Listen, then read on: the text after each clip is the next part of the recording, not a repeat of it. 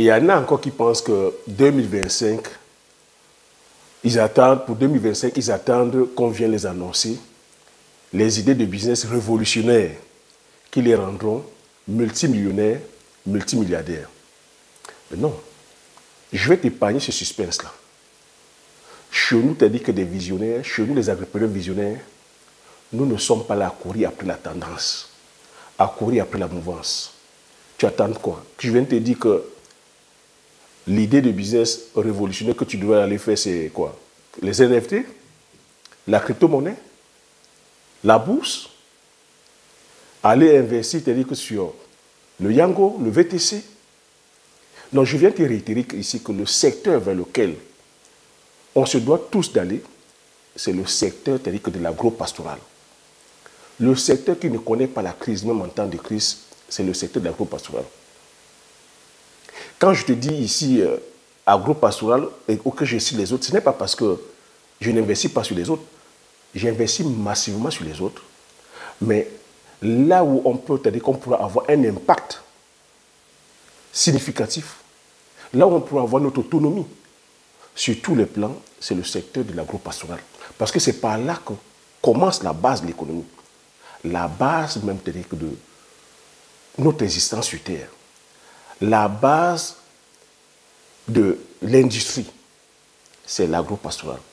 Et je vais te dire que pour te démontrer combien ce que je dis a du sens, tu n'as qu'à voir tout ce qu'on a partagé tout au long de cette chaîne.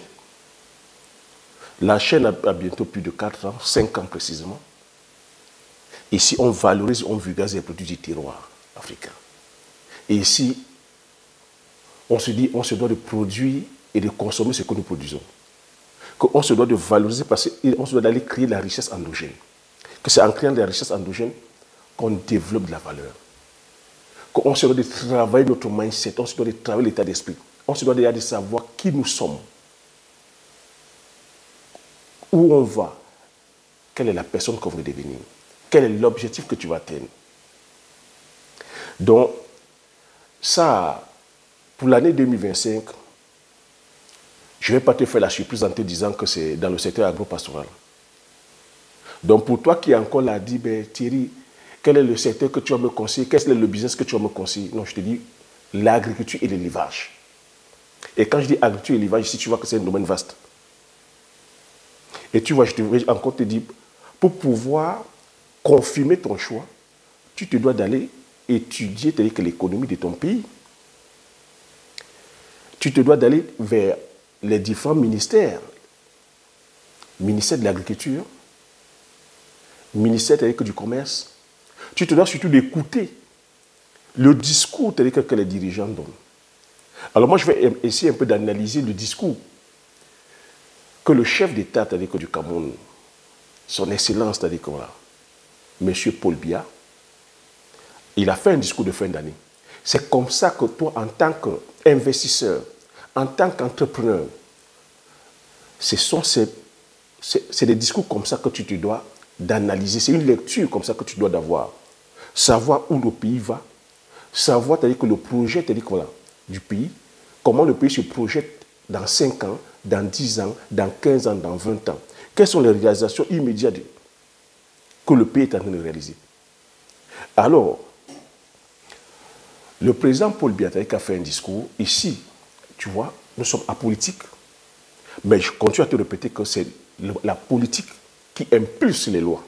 Qu'on ne peut pas faire des grandes choses. On ne peut pas aller prétendre faire l'agriculture industrielle sans l'appui de nos différents gouvernements. On ne peut pas prétendre aller créer l'industrie sans l'appui de nos différents gouvernements. Donc, si toi tu es entrepreneur, si tu es investisseur, tu te dois plutôt d'être à l'écoute des dirigeants politiques. Et c'est ce que je n'arrête pas de dire ici. Et je viens de ce fait partager avec toi le discours que le président de la République a lu pour le discours de fin d'année. Ben, on dirait que le chef d'État, c'est un abonné, c'est-à-dire que la chaîne Agripreneur Visionnaire. Nous sommes suivis, c'est-à-dire que par les différents gouvernements. J'ai coutume à vous dire ici que Pas plus tard que la dernière vidéo que j'ai faite, que je devrais être payé par le ministère de l'Agriculture de mon pays. Que le gouvernement devait soutenir les œuvres que nous faisons ici sur la chaîne des agriculteurs visionnaires. Que l'Afrique devait soutenir le travail que nous faisons ici. Oui, quand les lignes bougent aussi, je préfère aussi le dire. Je préfère vous dire, nous sommes écoutés. C'est pour ça que je dis des fois que travaillons en silence et laissons nos résultats parler pour nous. Le chef d'État, tout ce qu'il a dit sur son discours, on dirait que c'est moi qui avais écrit ce discours-là. Voilà ce que le chef d'État a dit. Ce que je suis en train de dire ici, pour toi qui es entrepreneur, pour toi qui es investisseur, pour toi qui es étudiant, pour toi qui aimerais que demain aller choisir une filière, tu te dois de bien écouter ce discours-là. Parce que c'est un discours que tu dois écouter attentivement, sans émotion. Ne te laisse pas distraire par le phénomène politique en ce moment. Tu n'es pas politicien. Si tu es entrepreneur, si tu es investisseur, si tu es étudiant, tu n'es pas politicien ou politicienne. Tu veux dire que voilà, venir apporter une solution pour ton pays, tu dois dealer avec les politiques. C'est les politiques qui créent des lois, c'est les politiques qui créent des conditions pour qu'on puisse justement bien voilà, se déployer. Sans les lois, tu ne peux rien faire. Sans les lois, tu ne peux pas étendre ton business sur le plan mondial, ou sur le plan national, ou sur le plan continental, ou sur le plan mondial. Écoute très bien ça, c'est très important ce que je partage là. Le président de la République, son Excellence, M. Paul Biya, a marqué, dit, lors de son septennat, il a fait son bilan. Il nous a dit aussi les chantiers à venir. Parce que j'ai coutume aussi à vous dire qu'on ne peut pas aller entreprendre tant qu'on n'a pas l'appui du gouvernement. Donc le président de la République marque l'accent sur quoi? Il marque l'accent sur l'agro-pastoral. Il dit ici qu'on se doit, c'est-à-dire qu'il va investir massivement sur la production des produits de première nécessité. Production des produits de première nécessité. Quand on parle de produits de première nécessité, c'est quoi? C'est tout ce qui est alimentation. C'est tout ce qui est nos produits du terroir. Le macabo, le manioc, le plantain, les bananes douces, le sorgho, le mil, l'igname, le poivre, l'arachide, l'huile de palme, l'huile de palmiste, les graines de courge, le sorgho, le mil, le niébé, le founou, les pommes de terre, la patate, insectes, les produits de première nécessité, le ndjansan, le bitako, la cola, la kuminata, c'est ce qu'on consomme tout le temps. Et de mettre l'accent sur la transformation. Il met l'accent ici sur la production des semences locales. Il a dit dans le discours qu'à date, le Cameroun a produit plus de 400 000 tonnes de semences qui ont été distribuées. Et qu'il met l'accent sur la production, c'est-à-dire que des tubercules, des semences de tubercules. À qui est-ce que je parle? C'est parce que je relate ici depuis, c'est-à-dire que la création de la chaîne, que si on se doit si on veut avoir notre autonomie sur le plan de la consommation, on se doit de produire nous-mêmes nos semences. De produire ce que nous consommons. Donc, semences locales. Et il a dit aussi que dans le discours aussi qu'ils ont créé des farines qu'on a distribuées à la population. Mais en commençant le discours, il a dit que brosser les conditions, c'est-à-dire que jeu économique. Parce que je continue à vous dire, tu ne peux pas aller faire le business sans mettre le volet jeu économique, jeu stratégique et jeu politique, en parlant de la situation, c'est-à-dire qu'en Ukraine. Oui, ce qui se passe en Ukraine a déstabilisé l'économie mondiale. Ce qui se passe au Moyen-Orient déstabilise l'économie mondiale. En créant quoi? En créant l'inflation. L'inflation sur quoi? Sur les matières premières, sur le pétrole, sur l'énergie, qui est l'électricité, le gaz, sur les céréales que nous importons massivement, sur les produits de première nécessité dont nous ne sommes pas en train de produire. Ça a créé l'inflation. Ça a rendu la vie chère. C'est ce que j'explique ici à chaque fois. Comment est-ce qu'on peut aller faire l'élevage alors que nous dépendons massivement de l'importation? Tout ce que nous achetons vient de l'extérieur. Comment est-ce qu'on peut aller dire que non, allons plutôt faire le commerce alors que tout ce que nous commerçons, c'est-à-dire que vient de l'extérieur? Le prix, c'est-à-dire que avec l'inflation, les prix ont gonflé. Donc il a dû la situation économique du Cameroun.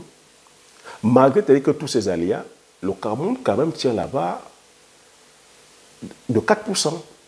Le Cameroun est sur 4%. 4% qui n'est pas mal, hein, parce qu'on voit même des pays dits développés ici qui ne font pas ces chiffres-là. Donc il a développé, quand je te dis ça, c'est pour que tu comprennes vers là où tu dois aller. Donc il dit ici qu'on se doit de développer, mettre l'accent sur l'agriculture. Et il a donné comme ça plusieurs avancées, plusieurs mesures qui sont déjà mises en place. Il va créer des structures qui vont accompagner les agriculteurs, les jeunes, les moins jeunes qui vont se lancer dans le secteur agricole. Il a parlé de la transformation. Il y a un projet de transformation de cacao. Tiens, cacao. Tu vois la stratégie, j'ai fait une vidéo ici où le prix du kilo de cacao est passé de 1 000 francs à 4 000 à 5 000 francs au Cameroun. J'ai posé la question, mais quelle est la stratégie que le Cameroun est en train de mettre en place? Parce que le prix du cacao, généralement, le prix du cacao est imposé par les négociants, par la bourse. C'est les traders qui fixent les prix du cacao. Comment au Cameroun on peut passer de 1 000 à 5 000 alors qu'en Côte d'Ivoire, le prix arrive à peine à 1 000 francs le kilo? La stratégie que j'avais émise, je me suis dit que c'est une stratégie, par exemple, peut-être politique de campagne, parce qu'on sait qu'on a une multitude comme ça de producteurs de cacao au Cameroun, et on sait que le président Paul Biya, c'est un fervent agriculteur aussi, c'est un agriculteur, il a ce penchant sur le cacao, mais il a aussi, avec ce discours, avec l'annonce qu'il a faite, je comprends dans la stratégie derrière. Il est en train de créer des usines de transformation, c'est-à-dire que de fèves de cacao sur place, de transformation de cacao, de transformation d'EVA. Il faut comprendre ici qu'on va transformer le café, on va transformer c'est-à-dire que l'EVA, on va transformer c'est-à-dire que le cacao sur place. Voilà les 3 cultures qu'on a l'habitude de dire des cultures coloniales. Où on dit non, il ne faut pas plus de cacao. Pourtant, c'est des cultures qui sont hautement rentables. Et la dernière vidéo que j'ai faite, j'ai dit, mais qui est-ce qui nous empêche de transformer ces cultures-là? Qui nous empêche? Donc le chef d'État prend ça à bras le corps, va créer des usines de transformation. Voilà qui est une bonne chose. Qui dit créer des usines de transformation, dit création d'emplois, création de richesses. C'est pour ça que je parle ici de richesse endogène. On aura le ruissellement vers le bas. Tu vois donc maintenant que le prix du cacao est à 5 000 francs. Donc, comme il sait qu'il va mettre des usines, c'est pour ça qu'il met le prix de 5 000 francs pour inciter les producteurs de cacao à produire massivement. Oui, je comprends dans sa stratégie. Toi, maintenant, est-ce que tu es en train de comprendre maintenant que c'est tout ce que j'annonce là, c'est des opportunités. C'est des opportunités à saisir. L'EVA qui sera maintenant transformé, tu imagines, c'est des unités de transformation qu'on aura, c'est-à-dire qu'en voiture, en voilà. Qui dit transformer, c'est-à-dire que le caoutchouc dit avoir les produits dérivés. On aura des usines qui pourront fabriquer même des roues, des pneus, qui pourront fabriquer du plastique. On n'aura plus de problèmes de packaging pour des plastiques. C'est des industries comme ça énormes. Qui dit transformation de café, dit usine, va dire, c'est-à-dire qu'aujourd'hui, main-d'œuvre à embaucher, va dire aussi ici beaucoup de, je vais dire, beaucoup de plus-value. Les machines de création, les machines pour pouvoir torréfier le café, ce sont nos artisans qui vont travailler. Les machines pour pouvoir fabriquer même les capsules. Regardez uniquement la plus-value qui a sur le café ici en Occident, alors qu'ils ne produisent pas le café. Et regardez la plus-value. Il a parlé, ça c'est dans le secteur agro-pastoral.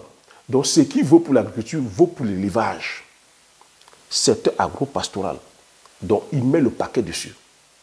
Il met le paquet sur le secteur, c'est-à-dire que des mines aussi.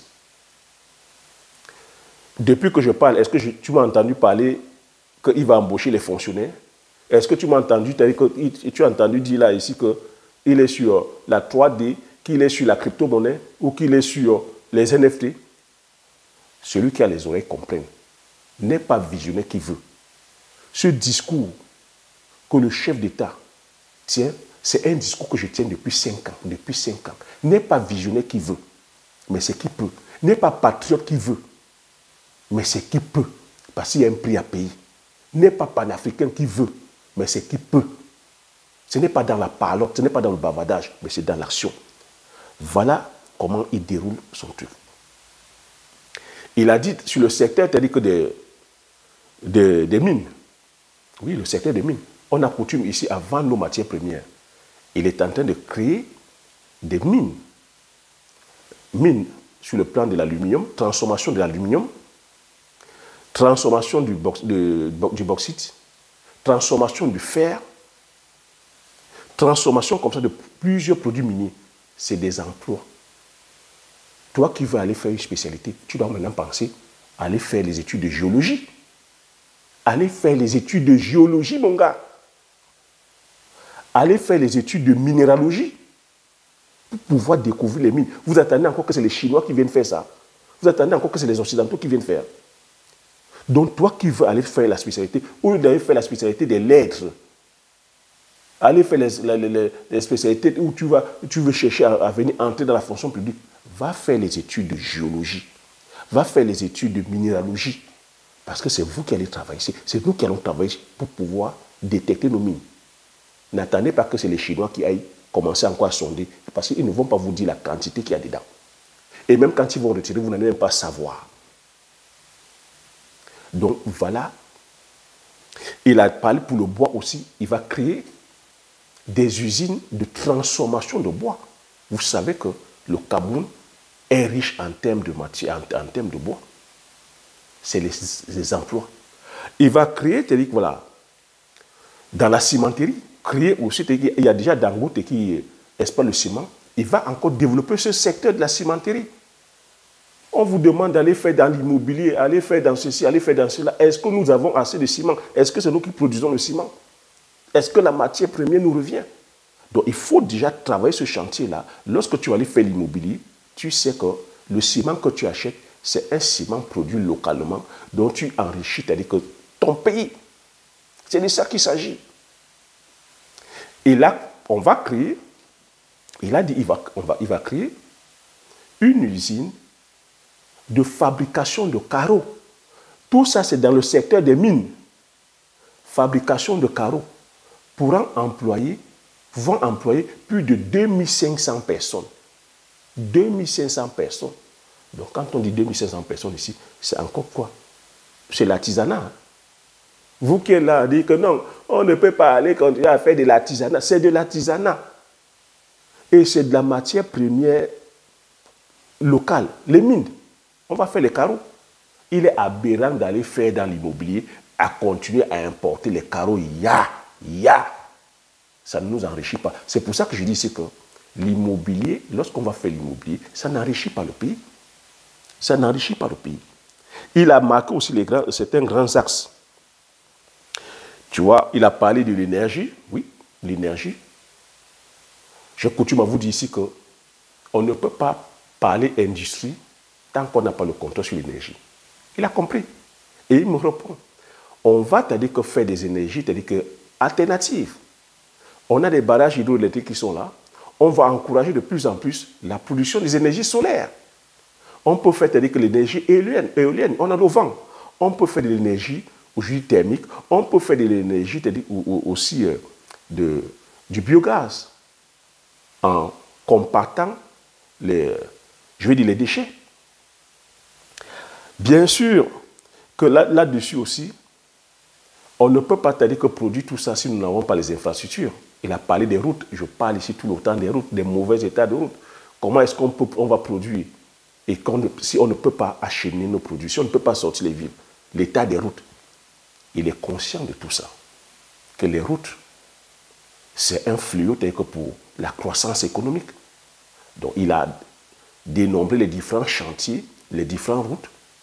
À date, ils sont sur plus de 400 km de bitume. Il y a encore des choses à faire, il y a beaucoup à faire. Donc tu vois, c'est autant de choses. Il a parlé de la santé. Ah oui, je suis celui-là qui dénombre tout ça ici, la santé. Comment est-ce qu'on peut dire que, voilà, avoir une croissance économique, avoir une croissance culturelle, avoir une croissance sur tous les plans, militaires, peu importe, technologie scientifique, si nous sommes des personnes malades, si on ne peut pas se soigner, si nous n'avons pas des hôpitaux de qualité, si nous n'avons pas des dispensaires de qualité. Il a mis l'accent là-dessus aussi, à pouvoir créer des dispensaires, à avoir des plateaux techniques de qualité.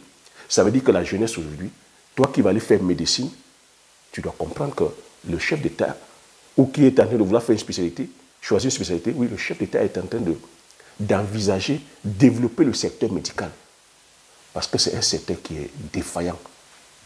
J'ai fait la meilleure expérience, je vous ai dit ici, que le secteur, c'est-à-dire que de la santé chez nous, tu n'as pas les moyens, tu crèves. Et même quand tu as les moyens, quand tu vas dans certains hôpitaux d'État, ça laisse à désirer parce que ça manque de plateau technique et ça manque encore une formation sur le plan, je vais dire, professionnel et même, oui, professionnel de qualité. Donc, tu vois, c'est autant d'ouverture. Donc, voilà, grosso modo, de façon ramassée, je t'invite aussi à aller regarder ce discours-là et de venir sous la barre des commentaires, donner certains axes que je n'ai pas énumérés, donner aussi, c'est-à-dire que ton commentaire, ton avis. Je dis ici, je parle en tant qu'entrepreneur, je parle en tant qu'investisseur, je parle en tant que patriote.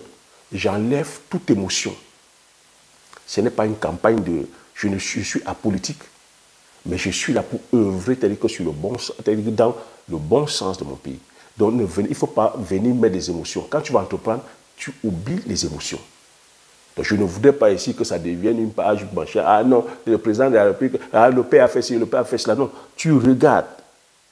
C'est lui qui est à charge de diriger le pays là présentement. C'est lui qui a la feuille de route. Si tu vas aller investir, c'est par rapport à cette feuille de route-là. Ce n'est pas en regardant sur les réseaux sociaux que c'est l'élevage de poulet de chair qui est rentable. Tu vois, l'élevage de poulet de chair. Si tu n'as pas le contrôle tel que sur la matière première, tu fais comment?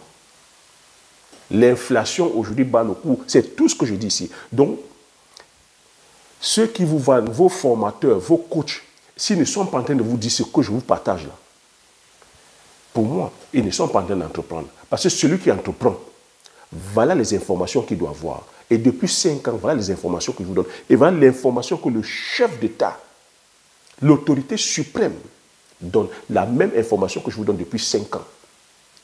Maintenant, tu sais, tu dis quoi, la balle est dans ton camp. Si tu es là, tu es que sur les réseaux sociaux, à suivre juste la mouvance, à suivre juste la tendance, à être un suiveur ou une suiveuse, c'est ton problème. Moi, je te le dis parce que je suis un faisant, je suis sur le terrain. Je te le dis parce que j'ai expérimenté plusieurs business. Je te le dis parce que si on veut te dire que réussir, si on veut se développer, on se doit de se développer avec des richesses endogènes. Et comprendre, je dis que le monde, c'est un monde, comme on dit, un petit village interconnecté. Ce qui se passe à 10 000 km peut impacter ton économie. C'est ce que nous sommes en train de vivre.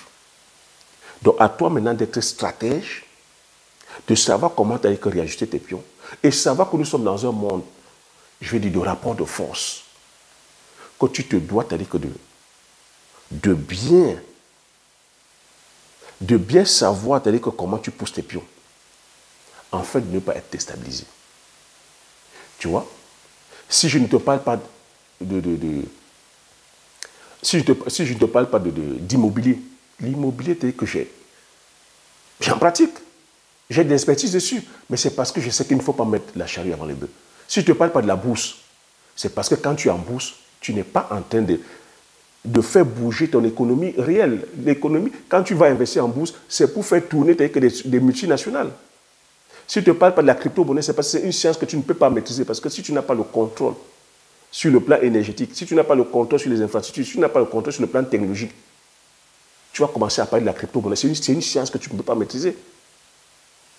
Donc, le terre à terre, on devrait commencer d'abord par le secteur primaire, qui sont l'agriculture, donc l'agro-pastoral, les mines, et passer maintenant à la phase secondaire, qui est la transformation, et passer à la phase tertiaire, qui est le service, la distribution. Et c'est là où on pourra parler maintenant de technologie, de marketing, distribution, e-commerce, ceci, mais on ne peut pas mettre la charrue avant les bœufs. On ne peut pas mettre la charrue avant les bœufs. Je pouvais te parler, tiens, je vais te faire un scoop. Je vais te parler d'un business que personne ne le fait. Il n'y a que les riches, les multimillionnaires, les multimilliardaires. Aucun, bon, rares sont les vrais Africains. Du moins, tu ne verras pas ça sur YouTube, tu ne verras pas ça sur les réseaux sociaux. Regarde l'image derrière. Regarde l'image derrière. Marque-moi dans les commentaires, qu'est-ce que tu vois? La moi que tu vois là, c'est quoi? Parce que moi, je parle ici pratico-pratique. J'investis en bourse. J'investis sur plusieurs, c'est-à-dire que voilà, actifs. Regarde là derrière. Et marque-moi dans les commentaires, qu'est-ce que tu regardes là? Qu'est-ce que tu vois? C'est une cave. Une cave à vin, une cave électrique. Tu connais combien ça coûte? Voilà un investissement que je fais en douce. Quand on vous parle des fois d'investissement, la bourse, c'est-à-dire que ne te rend pas milliardaire en 2 secondes. La bourse, c'est-à-dire que il y a 2 phases. La phase de trading à haut risque. Tu ne peux pas t'aller trader. Parce que c'est-à-dire que c'est volatile. Tu as la phase où tu mets ton argent en bon père de famille et ça commence, c'est au fil du temps, au fil des années que ça gagne. Donc il faut faire attention aujourd'hui avec le phénomène des réseaux sociaux. On vient vous brandir les signes extérieurs de richesse, on vient vous faire croire que vous allez devenir milliardaire avec la bourse. Faux. On va vous parler du copy trading, je vous ai déjà expliqué ça. On viendra vous parler de la crypto-monnaie, je dis faux, faux et faux. Je te parle maintenant d'un business dont je ne t'ai jamais parlé. Pourquoi?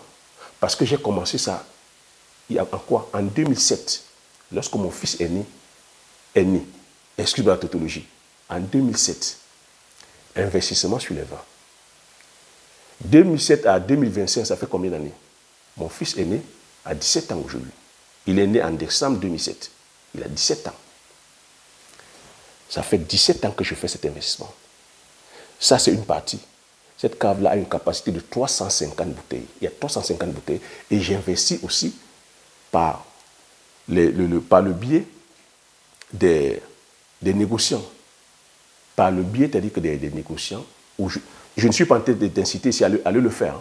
C'est un conseil que je te donne. En tout cas, je te fais montrer aussi une autre facette. Mais je ne suis pas en train de te demander ici d'aller investir dans le vin. Parce qu'aujourd'hui, ma philosophie a changé. Ma philosophie, c'est d'aller plutôt entreprendre en Afrique, apporter de la valeur en Afrique. Mais là-dedans, il y a une valeur. Il y a une valeur que si tu convertis, ça vaut, c'est-à-dire qu'un Range Rover. Là-dedans. La valeur qui est là-dedans, si tu convertis, ça vaut un Range Rover. Mais je ne suis ici. Mon idée n'est pas de te dire d'aller investir là-dedans. Mon idée serait aujourd'hui, avec ma philosophie, avec le mindset que j'ai développé aujourd'hui, c'est d'aller plutôt maintenant entreprendre en Afrique. Mais s'il y a un business qui est sûr, rentable, qui n'est pas risqué, c'est le vin. Pourquoi? Parce que ici en France, ça fait partie du patrimoine français. Ils ont travaillé en sorte que le vin français fasse partie du patrimoine, que le vin français ne paye pas les taxes. C'est pour ça que tu verras les multimillionnaires et les multimilliardaires aller investir dans les vins, aller investir sur les grands crus, aller acheter les vignobles. Parce que lorsque tu investis, lorsque tu mets par exemple 100 000 euros dans le vin. Tu ne payes pas de taxes. Tu ne payes pas de taxes là-dessus. Or que les mêmes 100 000 euros, lorsque tu vas les mettre en banque, avec l'inflation, ça perd la valeur. Et tu payes les taxes dessus. Tout au contraire, le même vin que tu achètes, le vin se bonifie au fil du temps. Mais quels sont ces types de vins qui se bonifient? Ces vins qui se bonifient, ça s'appelle les grands crus classés. Les grands crus classés de Bordeaux. Et pourquoi est-ce que les grands crus classés de Bordeaux aujourd'hui ont de la valeur? Ce fut par rapport à la décision de Napoléon en 1855. C'est pour ça que je fais exprès de te passer le discours du président, que c'est les hommes politiques qui font les lois et qui font en sorte que l'économie, c'est-à-dire que, voilà, que les investisseurs, les entrepreneurs puissent travailler dans un climat de confiance, dans un climat de sécurité. C'est Napoléon en 1855 qui envoie son ministre de commerce à Bordeaux aller répertorier les grands vins. C'était suite à la Convention universelle de Paris. Hein. C'était exposition universelle de Paris. Même exposition où tu as vu, c'est l'exposition universelle de Paris qui a fait en sorte qu'on ait la Tour Eiffel que tu vois aujourd'hui. Exposition universelle. Napoléon, en 1855, a envoyé son ministre des Affaires aller cartographier les grands vins. Il s'est dirigé vers Bordeaux. C'est pour ça que Bordeaux a cette chance-là aujourd'hui. Mais ça ne veut pas dire que c'est Bordeaux qui fait les meilleurs vins. Je vais te raconter l'histoire aussi. Il est allé, il a choisi un secteur, une région. C'est pour ça qu'aujourd'hui, tu vois les vins de Bordeaux. Tu entends les vins comme Château Latour, Château Margaux, Château Rothschild. Ça, c'est les premiers crus. Donc, ils sont allés classer premier cru, deuxième cru, troisième cru, jusqu'au cinquième cru. Et les premiers crus, c'est les bouteilles qui s'arrachent aujourd'hui à 1 000 euros. Un Château Margaux, c'est dans les 2 000 euros. Un Château Lafite, c'est dans les 1 000, en montant jusqu'à 5 000 euros. Un Château d'Yquem, c'est dans les 4 000 euros. Un Pietrus, c'est dans les 5 000 euros. Tu vois? Et le vin le plus cher, c'est-à-dire que c'est la Romanée Conté, comme je te dis, aux enchères, la bouteille est passée à 55 000 euros. Pourquoi? Ils se sont basés sur le terroir. C'est pour ça que tu m'entends te parler ici à chaque fois de terroir, de valoriser le terroir. Parce que tous ces terroirs-là, c'est des appellations, c'est-à-dire que c'est des appellations. C'est des AOC, appellations d'origine contrôlée, les AOP, appellations d'origine protégée, les IGP, indications géographiques protégées. Donc moi, c'est là-dessus que je suis allé investir. Regarde, quand tu vois une bouteille comme ça, Calon de Ségur, millésime 2005. Comment tu regardes? C'est pas le millésime, Calon, voilà. Et c'est Saint-Estève, tu vois. Saint-Estève ici, c'est la parcelle. Calon de Ségur. Une bouteille comme ça, je te laisse faire tes recherches sur les commentaires. Regarde, fais capture d'écran et tu tapes. Tu vas sur Google, tu vas sur Vino, tu regardes le prix. Une bouteille comme ça, c'est 300 euros. Tu as des bouteilles à 300 euros, tu as des bouteilles à 400 euros, tu as des bouteilles à 500 euros. Et c'est quoi? C'est quoi? Ici, c'est un grand cru, c'est un grand cru classé, deuxième classe. Hein. Donc, là, c'est deuxième classe. Tu as Château Latour Margaux. Tu as vu, je t'ai dit Château Latour Margaux. Tu as Château Margaux, qui est le premier cru. Donc, ici, c'est le deuxième cru. Ici, tu as Château Montrose. C'est un quoi? C'est un vin de Saint-Estève. 2004. Je te laisse, tu regardes. On dit qu'on est investisseur, c'est-à-dire qu'on ne parle pas avec la bouche. Ce n'est pas parce qu'on fait le bruit. Et ça, c'est les grands vins. Ça, c'est Baron, c'est-à-dire que Pichon Longueville. Baron Pichon Longueville, c'est quoi? C'est un... Voilà, c'est dans la commune, c'est-à-dire que du Pichon, c'est quoi? Pichon Longueville. Voilà les crus. Et une bouteille comme ça, tu tapes. Tu regardes le prix. Ça doit être dans les 100 euros la bouteille.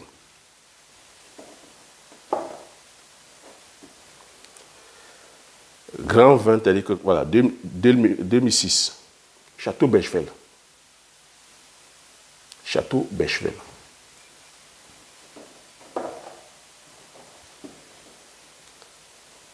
Château Pape Clément. Château Pape Clément.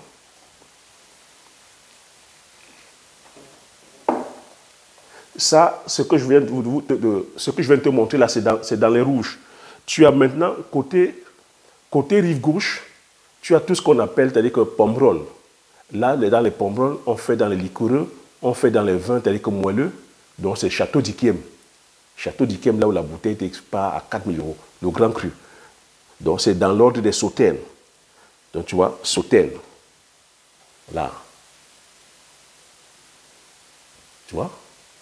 Ça, c'est du moelleux. Ça, c'est le vin blanc sucré. C'est des choses qu'il faut connaître. Quand on vit dans les pays, il faut savoir où est-ce qu'on vit. Maintenant, je vais te parler des vins de... Là, c'était Bordeaux. Là, c'est des vins de Bourgogne. Corton, Charlemagne. Bon, là, c'est Bourgogne. La Bourgogne. En parlant de Bourgogne, je vais t'expliquer. Clos Vosgio. Clos Vosgio, Bourgogne. Il y en a comme ça, peut-être que 350 plus. Je ne peux pas, tu vois, je voulais juste faire. Et sur les vins de Bordeaux, tu vois, peut-être que c'est dans le rouge. Les vins de Bourgogne, tu vois la forme de la bouteille. Et les vins de Bourgogne, les meilleurs vins de Bourgogne. La Bourgogne n'a pas eu le classement, c'est-à-dire que de 1855. Mais c'est en Bourgogne qu'il y a des grands vins. Quand je te cite des fois la Romano Conti, sur une superficie de demi-hectare. Les vins de Romano Conti, une bouteille de Romano Conti, c'est dans les 10 000 €. La bouteille de Romano Conti détient le record jusqu'à présent. Une bouteille a été vendue à 55 000 €. 55 000 €. Et ils sont sur des superficies allant de demi-hectare à 2 hectares. C'est pour ça que je dis à chaque fois que ce n'est pas la superficie qui fait en sorte qu'on gagne de l'argent. Ce n'est pas la superficie qui fait en sorte qu'on gagne de l'argent, mais c'est le terroir, c'est le savoir-faire. Le savoir-faire faire. C'est la qualité du produit. C'est vraiment, et puis c'est le patrimoine. C'est le patrimoine. Là, nous étions sur les vins. Qui c'est qui connaît ce champagne-là? C'est même dans les champagnes, il y a les champagnes. Marquez dans les commentaires, qui connaît ce champagne? C'est un champagne, c'est-à-dire que vous entendez parler du cristal à chaque fois, le cristal. Et c'est Roederer. La bouteille est à 350 €. Pour vous qui dites que vous buvez champagne, cette bouteille est à 350 €. Bon, je le dis là, l'idée est ici, ce n'est pas de vous amener à aller dépenser là-dedans. 350 € la bouteille. Je sais ici que chez nous, c'est-à-dire que les Africains, nous sommes les bons gnoleurs, les bons buveurs. Non, l'idée est ici, si tu veux plutôt aller investir en bon père de famille, je te dis que ça fait 17 ans. Donc ça demande de la discipline. L'idée n'est pas ici de boire comme un trou. Là, quand on parle de bon champagne, voilà. Champagne demoiselle, il faut taper. On ne boit pas n'importe quoi, les amis. Là. Là, c'est quoi? Qui connaît ce champagne? Au moins, tu es chanon. Donc, l'idée est ici de te dire, quand je suis là des fois, il te dit, non, ça ne sert à rien d'aller prendre ton argent, aller mettre dans les bouteilles de bière, aller tel que pavaner, aller faire le show-off, aller tel que dans les grands restaurants. On connaît tous ces milieux-là, mon frère. Je suis dans ces milieux, je vois comment les pauvres viennent dépenser leur argent. J'ai dit, le riche ne bavarde pas. Mais il agit. Voilà. Si je veux boire du champagne, voilà ce que je bois. 350 €. Mais l'idée est ici, c'est de ne pas dire que non, comme Thierry boit un champagne à 350 €, moi aussi je vais aller boire. Est-ce que tu as les politiques des moyens? Non. L'idée est ici, c'est d'investir. Voilà un investissement qui ne connaît pas de crise. Des vins que tu as vus, les grands crus classés, c'est les vins qui prennent de la valeur. Donc un vin que tu achètes aujourd'hui, ces grands crus, c'est des vins qui se boivent au bout de 10 ans, au bout de 15 ans, au bout de 30 ans. Donc, plus le temps passe, plus le vin se bonifie. Et c'est des vins sur lesquels, lorsque tu mets aux enchères, ça prend de la valeur plus le temps passe. Et il n'y a pas d'inflation dessus. Parce que le vin prend en maturité avec le temps. Aujourd'hui, lorsque vous allez voir les vignobles, c'est les multimilliardaires et multimillionnaires du monde qui vont acheter les terres agricoles, qui vont acheter les vignobles. Quand tu vas en Bourgogne, tu as des familles comme ça qui ont vendu tel que leur cépage, 2 hectares à plus de 300 millions d'euros. C'est Pinot qui achète, c'est Bernard Arnault. Tu sais qui est Pinot? Tu sais qui est Bernard Arnault?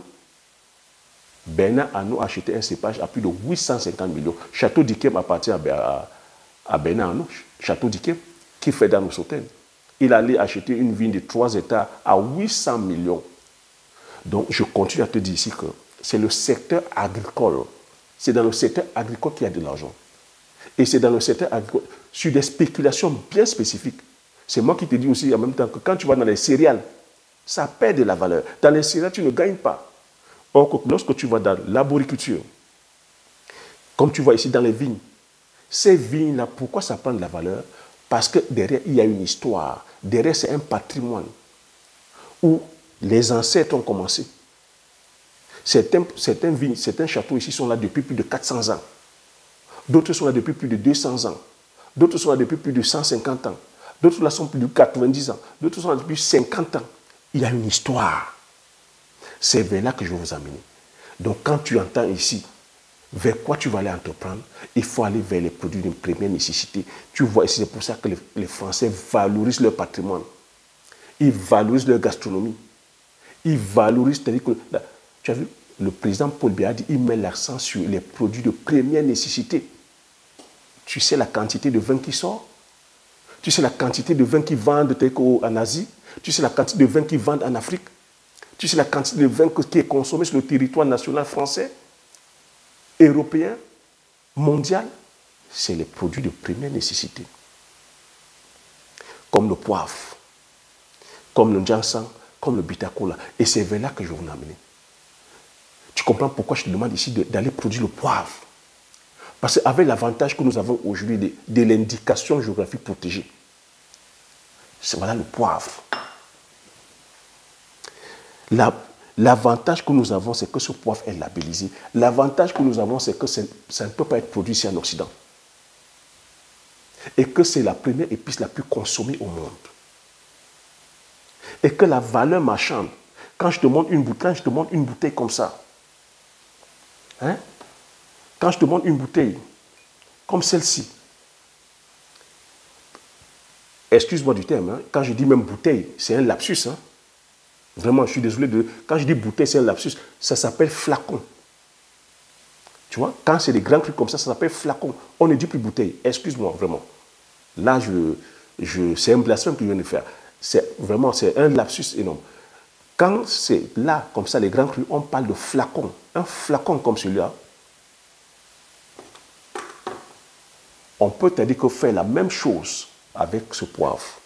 Quand tu vends le kilo de poivre à 200 euros, jusqu'à 400 euros, pourquoi on ne peut pas aussi, autour de cette culture-là, faire en sorte que les producteurs et les productrices puissent, c'est-à-dire justement, dégager énormément de plus-value. Pourquoi on ne peut pas faire aujourd'hui que ce soit aussi un emblème mondialement reconnu, c'est même déjà reconnu. Pourquoi est-ce qu'on ne met pas assez de lumière? C'est ce travail que je fais en mettant la lumière. Parce que si aujourd'hui on vend les grands crus classés de Bordeaux, de Bourgogne, où la bouteille part à 5 000 euros, c'est parce que derrière, s'il y a la spéculation derrière, c'est parce qu'il y a beaucoup de communication. C'est parce qu'il y a le marketing. C'est parce que derrière, oui, ils ont investi massivement pour la communication. En apportant, c'est-à-dire que voilà, les vedettes, les célébrités, le marketing à outrance. Parce qu'il y a un savoir-faire des hommes et des femmes, parce qu'il y a un terroir. Mais c'est un travail, tu as vu, c'est un travail de longue haleine. Je te dis, c'est un travail qui s'est fait sur 10 ans, sur 20 ans, sur 30 ans, sur 40 ans, sur 50 ans, sur 100 ans, certains sur 200 ans. Quand tu viens vendre 200 hectares, 2 hectares à 400 millions, tu vois, c'est le fruit de tous ces efforts-là. Et c'est vers là que je vais amener chacun de vous. 2025, prends ta formation sur la culture du poivrier. Viens me rejoindre afin qu'on puisse bâtir ton empire. Tu as vu, quand je te parle ici du poivrier, c'est parce que je sais que c'est par là qu'on peut commencer. Quand tu gagnes 150 millions l'hectare ou 130 millions l'hectare, quand tu gagnes 1 200 000 si tu viens vendre ici en Occident, dis-moi comment tu ne pourras pas sortir ta famille de la pauvreté. En ce moment, tu pourras diversifier tes business. Tu pourras aller te lancer dans l'immobilier. Pas dans l'optique de dire que tu veux venir devenir millionnaire ou milliardaire rapidement, parce que tu l'es déjà. Mais dans l'optique de venir sécuriser tes actifs. Construire. Mais tu vois que lorsque tu viendras maintenant faire dans l'immobilier, ton pays sera déjà en train de produire le ciment local. Ton pays sera en train de produire le fer localement. Ton pays sera en train de produire le clou localement. Ton pays sera en train de produire l'aluminium pour faire des tôles localement. Ton pays sera déjà, quand je dis ton pays, le Cameroun, et l'Afrique sera déjà en train de produire les planches. Parce qu'on a des usines de transformation locales. Ton pays, que sera en train de... Tu pourras mettre ton industrie. Parce que sur le plan énergétique, on sera autonome parce qu'on aura les panneaux photovoltaïques, on aura le solaire, on aura l'éolienne, on aura l'énergie thermique, on aura aussi les barrages hydroélectriques, nous serons autonomes. Tu pourras mettre ton industrie. Pourquoi? Parce que tu as dit que les lois sont là. Tel que le président de la République vient de le dire. Il a mis des lois afin que, sur le plan, c'est-à-dire que socio-économique, que les choses aillent bien.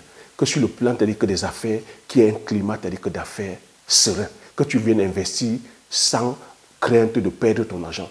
Que tu viennes trouver les structures, que tout soit sur place. Mais c'est step by step. Step by step. Ne viens pas dire que tu vas venir faire le yango alors que les routes ne sont pas bonnes.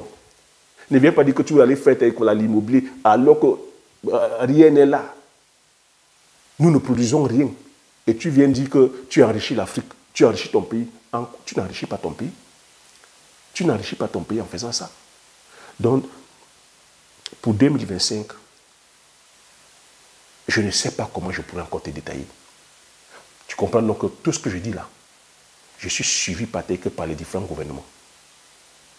Tout ce que je dis, je te le dis parce que je suis acteur sur le terrain. C'est ce que je vis sur le terrain. Et le discours du président de la République, son Excellence, M. Paul Biya, vient me conforter que nous sommes écoutés. Je suis écouté. Et c'est ce qu'on demande de faire. C'est vers ce chemin que tous nos chefs d'État devraient aller. Et cette fois-ci, que ce soit vraiment appliqué. Si on veut vraiment réussir, c'est vers ce chemin qu'on doit aller et que ce soit vraiment appliqué. Oui. Parce que quelqu'un qui investit vraiment, quelqu'un qui entreprend, c'est les difficultés que cette personne rencontre. Et moi, je viens relater les difficultés que je rencontre et les difficultés que les personnes qui entreprennent. Je ne suis pas coach, comme je vous dis, je ne suis pas là dans la lecture des livres. Comme certains ont compris que les réseaux sociaux, Internet donnent l'argent. On va se former sur Internet, on devient formateur. On lit 2 livres, Père riche, Père pauvre, Napoléon Hill, l'homme le plus riche de Babylone. Est-ce que ça reflète la réalité de ton pays? Est-ce que ça reflète la réalité de ton continent? Et on est coach. On va commencer à dire NFT, on va commencer à dire crypto-monnaie, on va commencer. Est-ce que ça reflète la réalité de ton pays? Est-ce que ça reflète la réalité de ton continent? Pour toi qui es Camerounais, voilà le discours de fin d'année du chef d'État. Il a donné le cap. Pour toi qui cherchais les opportunités, voilà que les opportunités. À toi de lire entre les lignes. Maintenant, si tu veux aller plus loin, je t'invite à regarder sur la barre de description de cette vidéo-là, de cliquer sur le premier lien où je partage avec les 10 idées de meilleure culture. Si tu veux t'aider maintenant, sortir du blablabla, tu viens me voir, afin qu'on puisse bâtir ton parchemin de prospérité. Et je t'invite ici, si tu es arrivé jusqu'au bout de cette vidéo, à mettre massivement ton like, à commenter, parce que je veux dire aussi, oui, c'est pour 2025, que c'est ça le nouveau challenge, la discipline de commenter, d'apporter ton avis, d'aller aussi écouter le discours du chef de l'État, de ramener, de venir renchérir dans les commentaires. Et si tu as écouté le discours du chef de l'État, commente aussi, apporte aussi ta plus-value. Je ne voudrais plus des personnes qui écoutent de façon passive, qui viennent uniquement prendre l'information et vont. Je voudrais des personnes actives. C'est comme ça qu'on va faire pour grandir ensemble. Ça fait 5 ans que je partage. Et tu vois que mon discours fait corps avec le discours des hommes politiques. Mon discours fait corps avec les autorités. C'est pour te dire ici que je suis dans la vérité.